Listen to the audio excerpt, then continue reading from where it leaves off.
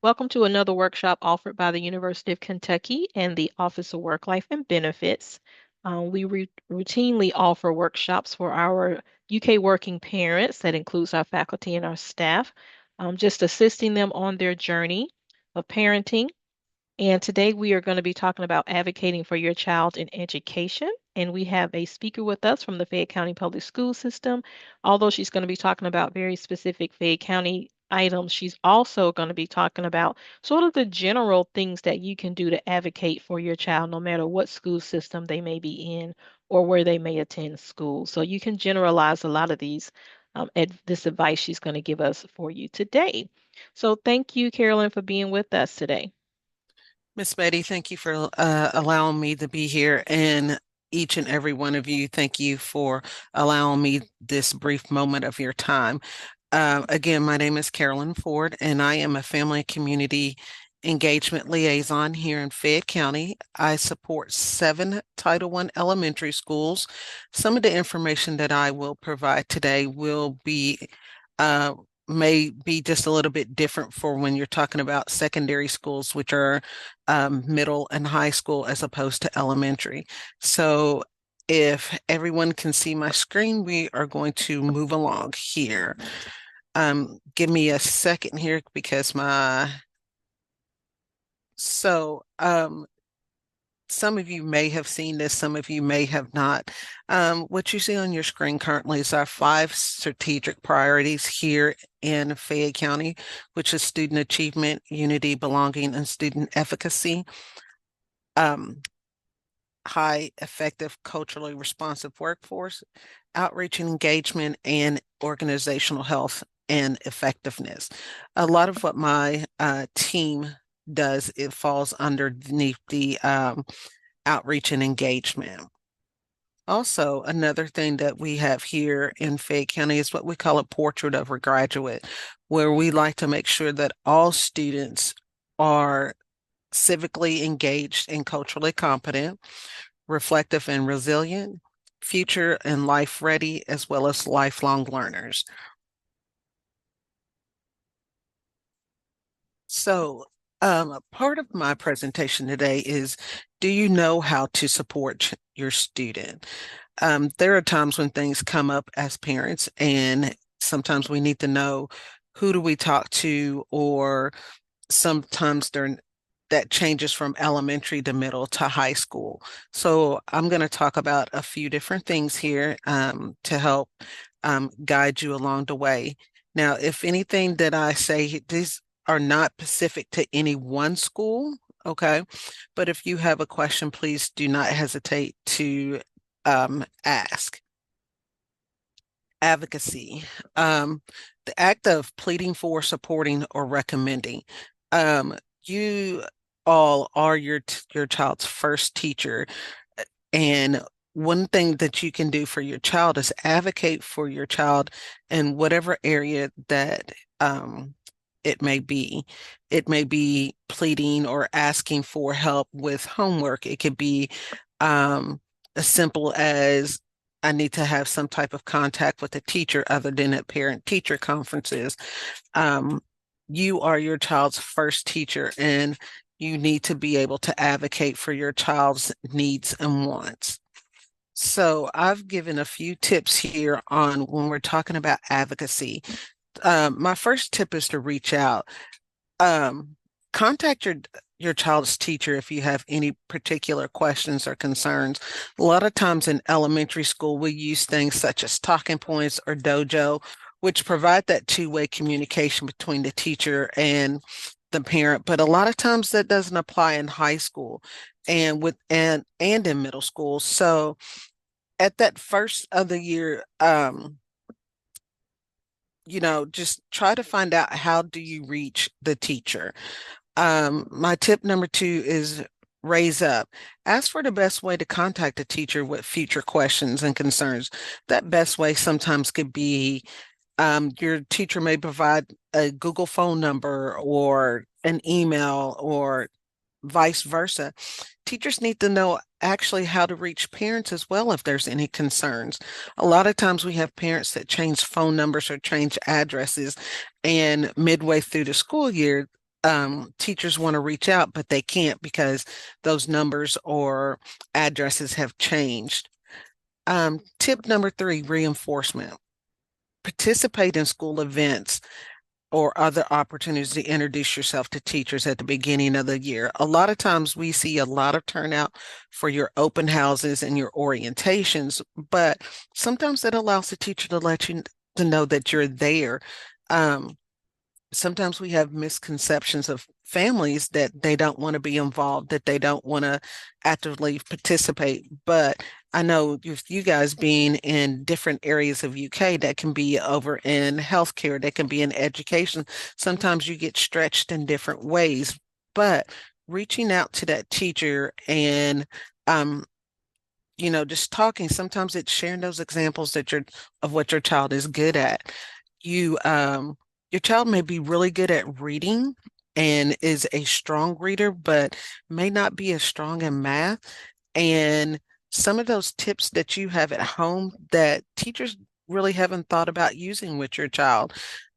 Sometimes some students can shut down and discuss with that teacher ways that you bring that child out of the shutting down moments. Okay. That helps build that relationship with the teacher and the school. And that moves right into tip number four, relate. Find out from the teacher um, or a parent liaison if there are other families that you should get to know better who might have experience with certain community-based programs. A lot of times there are some things outside of schools that they may refer you to, and it could be a little taxing. For instance, I have children that have special educational needs that sometimes that just can't be handled within the schools. So reaching out to someone who may have experienced the same thing that you have, um, and with a certain provider, because sometimes we know that what works for one does not work for all. So do not be afraid to ask others, what is your experience with this program? Tell me some of the pros, tell me some of the cons, and then you can make that a decision for yourself. And my last tip here is reimagine. Ask teachers as well as other families for resources in the community that can supplement what your child is learning. Sometimes that may be going to the library. We have a new library out on the north end of town, the Marksbury Library, and this library has a whole host of things that you can do with your family, and sometimes it's not that big of an expense. So remember these tips on advocating for your child, and sometimes that is um, if your child needs other things that the school can help with on who you need to be able to reach out to. Forgive me here. I have three screens going on here and trying to figure out where my mouse needs to be. Okay, now moving on. Do you know what services are available to you and your student? Um, all the schools here in Fayette County, um, most of all the schools here in Fayette County have what we call a Family Resource Youth Service Center. It's a family resource center when you're in elementary. They call it a youth service center when you're in middle school and high school. Um, these groups of individuals within the school help to support the family and help to support the student. It may be that families have those basic needs. There are times when things happen, for instance, in elementary, when you're talking about young children and they get excited and things happen, they may have accidents. That Family Resource Center is going to be that person that's helping to provide underwear or clothing for that child. It may be there may be some issues with school attendance. I know as your child gets older, you think they get more responsible with school attendance, but sometimes they don't. Um, we've experienced a lot of students that once they get to middle school and high school that don't turn in notes. And so that can become an issue later on down the road with the new bill that has come out in reference to attendance. A lot of times, some of these, the family resource centers or friskies, as we call them, they have little groups of students that they work with, and they work on certain things like social skills. And it could be skills on learning how to be friends with other people. It could be skills on how to be a leader. Um, just an array of different little groups. It can be a girl group on learning different things with that group, or a boys group with learning different things. Also, that Frisk can help out with crisis response and community partnerships. A lot of times when there are events happening at school, at your schools, that a Frisk has been involved in helping to bring that community partner to the school. Our next person um, is our guidance counselor, or our school. So in elementary, you have what's called child guidance. And then once you get into um, high school, they're more of guidance counselors. Um, when you're talking about in elementary school, they're the ones helping with making sure that students have their testing accommodations. They're helping making sure that if there are some type of social emotional skills that the child may need, they're trying to help bridge that gap, sometimes providing therapy and counseling sessions, and also crisis response.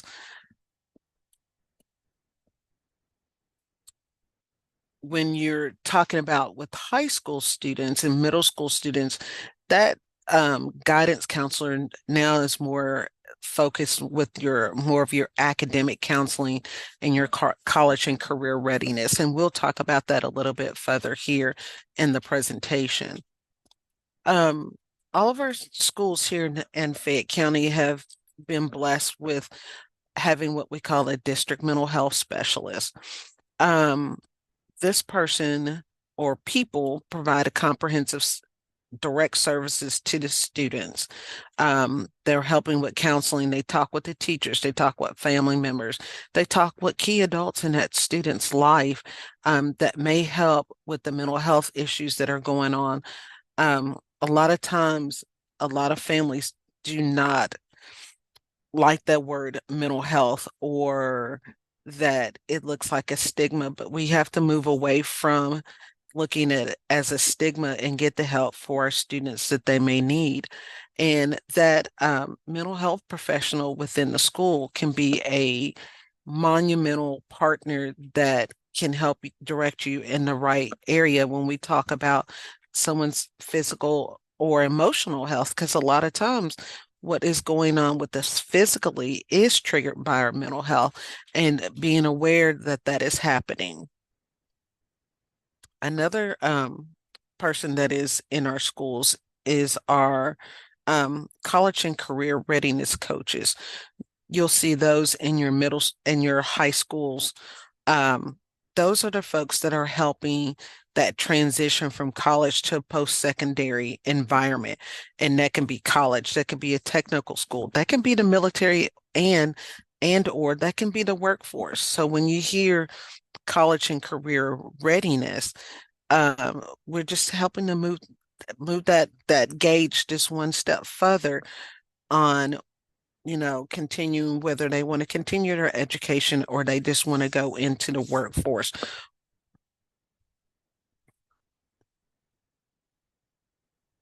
Our next program, a lot of families are not aware of, is that we have, um, you guys may have heard in the news that we have over 600 students that are homeless within Fayette County, which is an alarming number, but um, that is the reality of what we are seeing today, and those numbers are increasing as the cost of housing is increasing. But we also have a program that's called our McKinney-Vento Homeless Assistance Act, where we try to help eliminate some of those barriers to education for our children who may be, families may be doubling up. They may be couch surfing at someone's house. Um, a lot of times that homelessness is not it's not the child's fault. And this program tries to help provide that one little thing of continuity of care.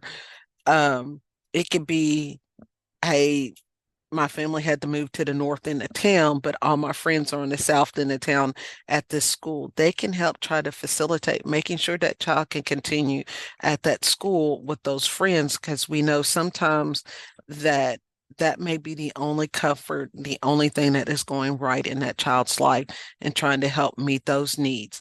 Also, there may be challenges with um, some of our kids who are homeless have issues with trying to get their SATs and their ACTs. Our program, our homeless education program, can help assist families with that.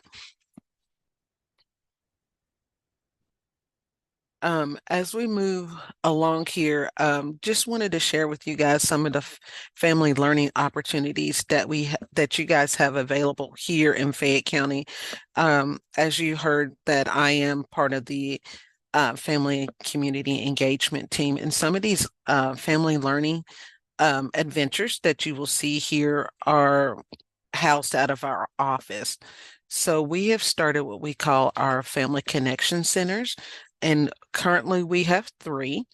We have our center at North, which is on the backside of Consolidated Baptist Church.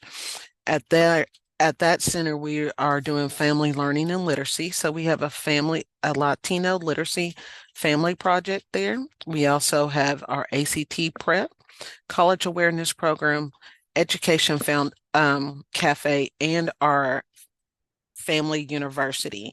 Um, Anytime that you guys want any information about this, you can go on the fcps.net and find out information about our family connection centers as well as these programs that I'm talking about.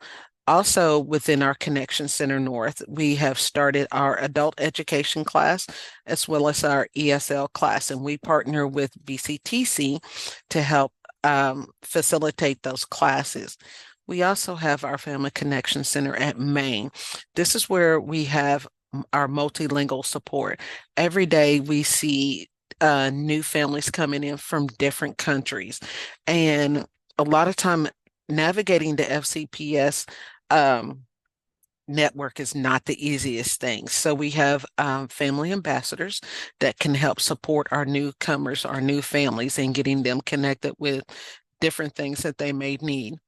They also provide some EL classes as well over at our center at Maine. And the main, when I say at Maine, that is at our old building, which is at 701 East Main Street. And then we also have our Family Connection Center at East. This is located on the back side of the William Wells Brown Elementary School. Um, this center is more navigated towards our arts integration and our family parent and family connection. They do family health and wellness there. They have a health clinic there. They have a weight room. We are doing adult education, ESL classes, and youth activities. So we tell families if they're coming for ESL class, a lot of times there's an issue with childcare. If that child is 5 or older, then they can come with them and use some of the activities that other kids are doing while they're taking this ESL class and don't have to worry about that childcare aspect. Also, you guys heard me talk about Family University. We currently have Family University that happens every third Thursday of the month. So, and very informational sessions for caregivers and families. We have activities for students of all ages. So while we have a group that are tending to the adults in the household as well as the kids, so they can have that time together and we can provide those services. Um, and you find out an array of different activities, different things that you really didn't know going on in Fayette County. So we hope to see some of y'all at our next Family University if that's something that you're able to do. You heard me also talk about our Latino family literacy project in our college awareness. This picture that you're seeing here was our first group that completed the class, and we had lot here you see families, you see kids, so we have a little bit of it all. And then we also have our ACT prep. Um, we are currently doing our ACT prep classes. And for instance, like tonight is one of our nights. We currently have uh, about 40 to 50 students that are currently going through this. We also have a session for parents while the students are preparing for the ACT. So you can still sign up. It's never too late. And another thing that we like to talk about here in Fayette County is we have a lot of people who always ask, how can I get involved? What can I do to help? So we do have volunteer opportunities that for in the classroom and beyond. If you go onto the fcps.net/volunteer, you can see how you can sign up for different volunteer activities. We have a program currently going on called Real Read, where we bring people in from the community and take about 30 minutes to read to a class. That is monumental to a lot of our students, because our students not only get to meet someone from within the community, but they're reading this book together. That student gets to take that book home and also complete an activity with their family. So you heard Miss Beatty talk about a survey. If you guys have a moment, take your cameras out if you're not watching this on your phone, but I also send a link with this. This is our survey about the presentation that I've given it, and I'll give you guys a second to capture that. I'll also get a link sent to you. Are there any questions from the group?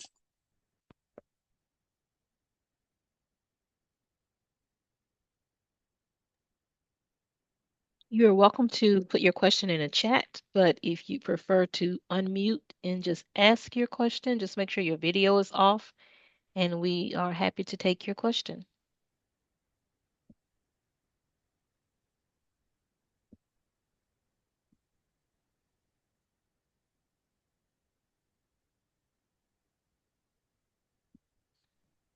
I want to take a moment and say thank you for your time. Thank you for being here. I know sometimes folks don't get a lot of information about what's going on in schools, or how can I help, or how can I just, participate. It could be making copies or things like that. So I thank you folks for being here today just to listen to how you can advocate for your student, learning about the family learning opportunities, as well as volunteer opportunities. Thank you.